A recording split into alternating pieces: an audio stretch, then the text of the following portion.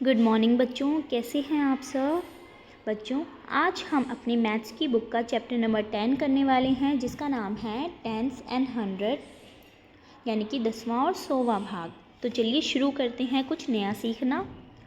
सबसे पहले बच्चों, आपने ये स्केल तो देखा ही है। इस स्केल से हम क्या मेज़र करते हैं?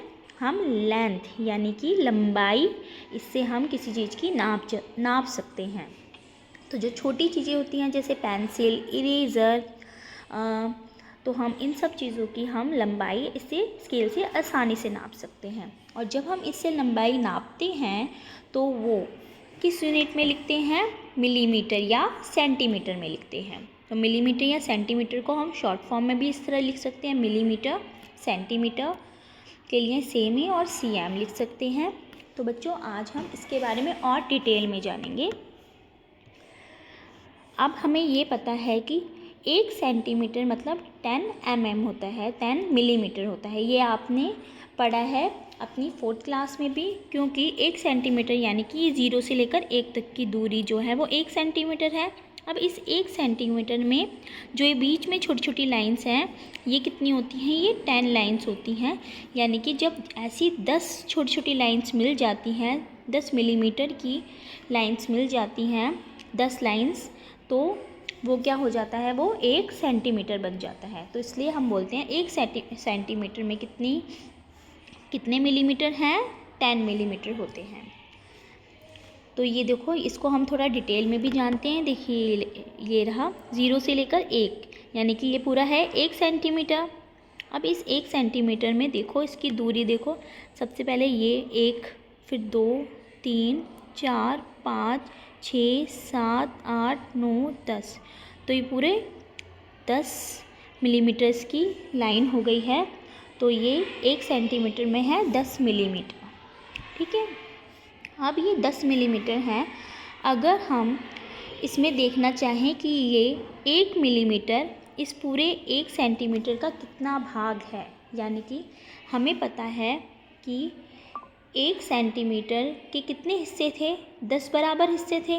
1, 2, 3, 4, 5, 6, 7, 8, 9 और 10। ये बच्चों, ये बराबर हिस्से हैं थोड़ा, ठीक है, ये बराबर हिस्से हैं।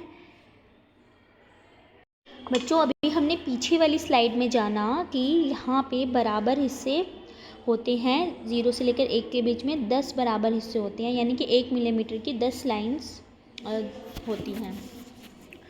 तो अगर हम इस एक डिस्टेंस को देखें, इतना को, तो ये कितना होगा? तो 1 मिलीमीटर 1/10 होगा।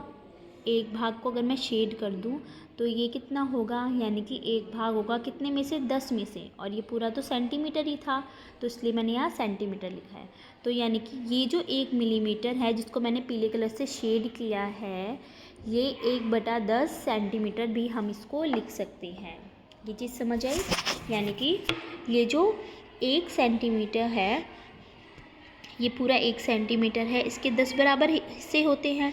अगर हम इसमें से ये एक हिस्सा लें जो कि 1 मिलीमीटर है, तो इस 1 मिलीमीटर को हम लिख सकते हैं कि ये 1/10 सेंटीमीटर है, यानी कि हम फ्रैक्शन में इसको इस तरह लिख सकते हैं। अब हमने 1/10 सेंटीमीटर इसको लिख लिया बेटा, तो इस 1/10 को हम 0.1 भी लिख सकते हैं। 1/10 को हम 0.1 भी लिख सकते हैं। ये 0.1 सेंटीमीटर इसका मतलब है। तो ये जो 0.1 का मतलब है, ये 1 मिलीमीटर के लिए हुआ है, और 0 का मतलब सेंटीमीटर में तो कुछ है ही नहीं, इसलिए। और ये इसको हम हिंदी में 0.1 भी पढ़ सकते हैं। ठीक है।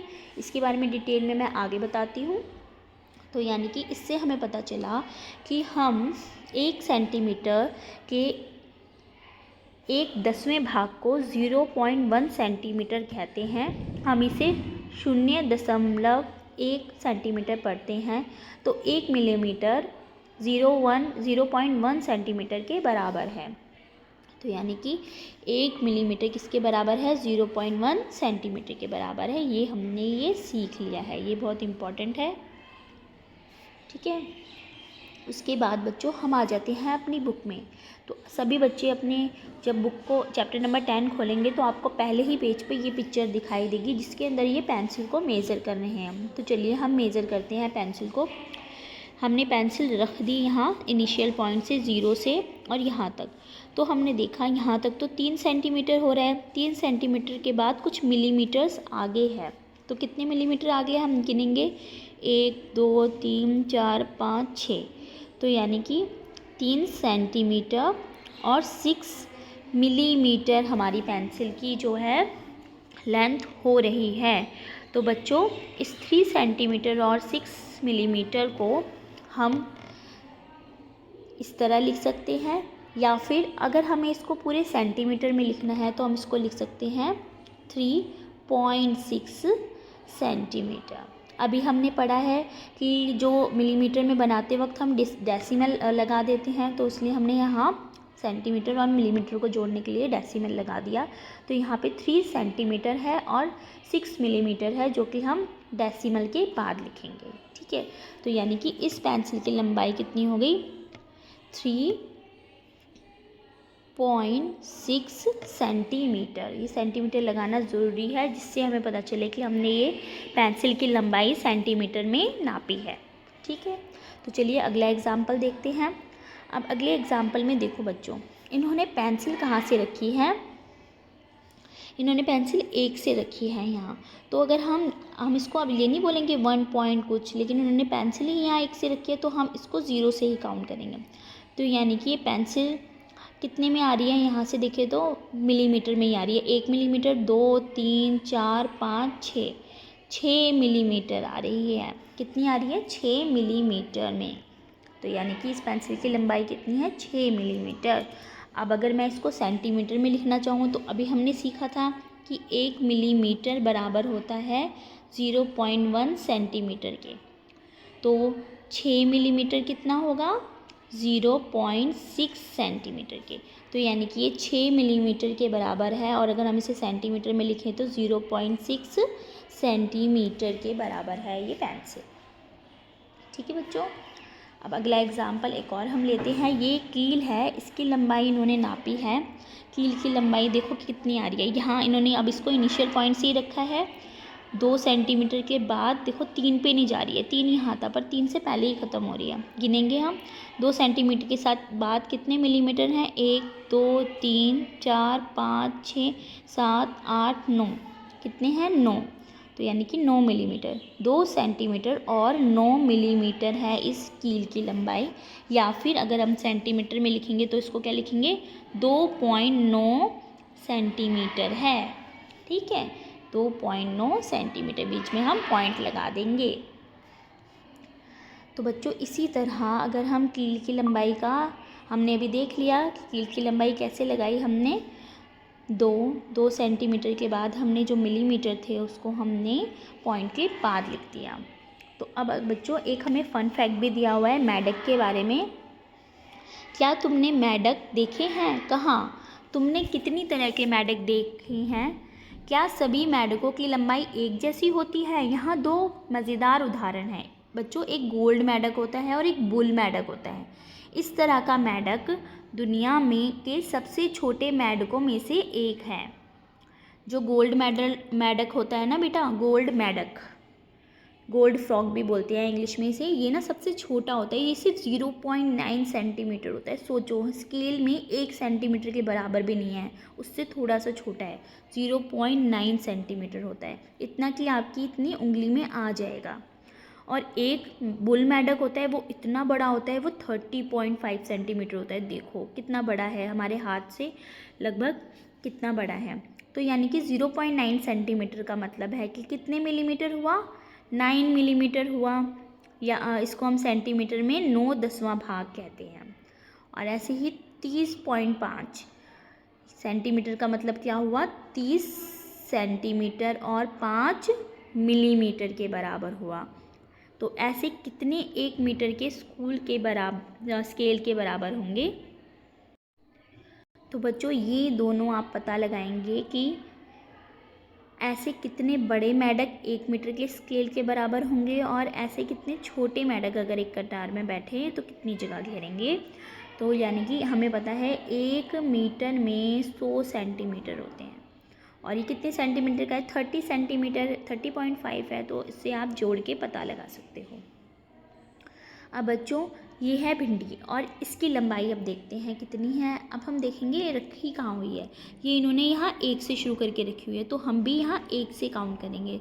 तो हमारे लिए ये पूरा 1 हुआ, ये 2, ये 3, ये 4, ये 5, ये 6, 7 और ये कहाँ तक जा रही है, ये थोड़ा सा आगे जा रही है।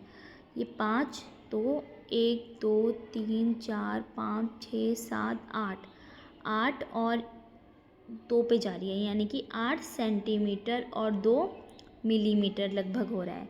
तो हम इसको लिख सकते हैं 8 सेंटीमीटर और 2 मिलीमीटर। हम इसे अगर सेंटीमीटर में कैसे लिखेंगे, पॉइंट लगा देते हैं, 8.2 सेंटीमीटर। ठीक है, तो बच्चों ये जो हमने किया है यहाँ पर 8.2 सेंटीमीटर, ये हमने 8 ही क्यों लिया। आप ये बोलोगे कि मैम यहाँ तो ये 9 पे है, 9 से 8 के बाद 9 से आगे जा रही है, लेकिन बेटा इन्होंने ये रखी हुई भिंडी थोड़ी 1 सेंटीमीटर छोड़ के है, पूरा 0 से नहीं रखी, इन्होंने 1 से रखी है। तो इसलिए हम इधर से 1 सेंटीमीटर कम ही करके गिनेंगे, तो यानी कि 9 से थोड़ी सी ज़्यादा है यहाँ, तो इसलिए ये 8.2 सेंटीमीटर हो रही है। ठीक है,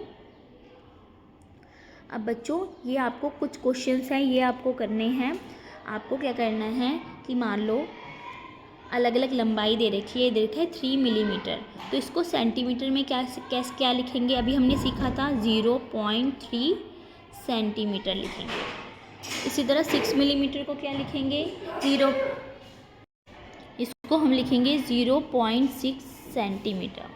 इसी तरह 1 सेंटीमीटर और 3 मिलीमीटर है, तो 1 सेंटीमीटर और 3 मिलीमीटर, जब हम सेंटीमीटर और मिलीमीटर को इकट्ठा करके सेंटीमीटर में बनाते हैं तो हम पॉइंट लगाते हैं, 1.3 सेंटीमीटर हो जाएगा। इसी तरह ये 15 सेंटीमीटर और 5 मिलीमीटर है, तो 15.5 सेंटीमीटर हो जाएगा। ठीक है, इसी तरह आगे हम देखें, अब हमें ये लंबाई सेंटीमीटर में दे रखी है, हमें सेंटीमीटर और मिलीमीटर में अलग अलग करके लिखनी है। तो यानी कि अब हमें उल्टा करना है जो हमने पहले वाले क्वेश्चन में किया था। अब ये है 0.6 सेंटीमीटर, तो क्या हो जाएगा 6 मिलीमीटर। 0.6 सेंटीमीटर का मतलब क्या हुआ कि ये यहाँ तक हो रही है, तो यानी कि कितने मिलीमीटर है, 6 मिलीमीटर। अब 3.5 सेंटीमीटर आ गया, पॉइंट आ गया बीच में, डेसिमल आ गया, तो यानी कि 3 सेंटीमीटर है और 5 क्या है, मिलीमीटर है। इसी तरह 1.5 सेंटीमीटर का मतलब क्या है, 1 सेंटीमीटर है और 5 मिलीमीटर है। इसी तरह 14.5 सेंटीमीटर का मतलब क्या है, 14 सेंटीमीटर है और 5 मिलीमीटर है। तो बच्चों ये है कन्वर्ज़न करने के बाद का आंसर। अब आपको ये कुछ बुक में ही करने हैं और बुक में ये जो अपना स्केल की मदद से आपको बुक में ही ये मेज़र करनी है मोमबत्ती की लंबाई कि कितनी होगी। पूरी यहाँ से लेके यहाँ तक स्केल लगाकर आप लिखोगे एक मोमबत्ती की पूरी मोमबत्ती की लंबाई कितनी है और लौ की लंबाई कितनी है।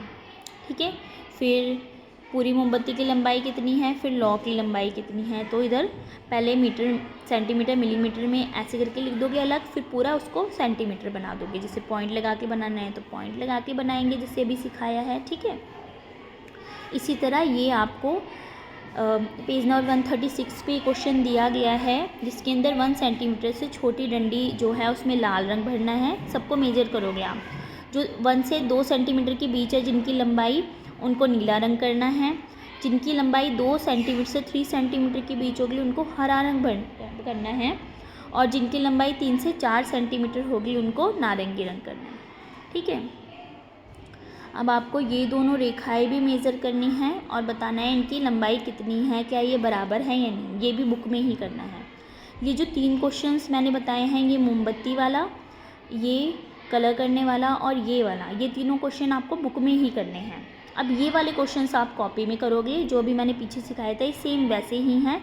इस पहले क्वेश्चन में आपको सेंटीमीटर में कन्वर्ट करना है ये लेंथ को, अभी मैंने पीछे सिखाया है।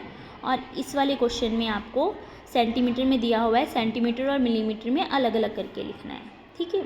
तो ये वाला काम आप मुझे आज करके भेजोगे कॉपी में, और जो कोई भी समस्या आए, प्रॉब्लम आए तो आप मुझसे पूछ सकते हैं, ठीक है बच्चों। अच्छे से काम करिए। Thank you.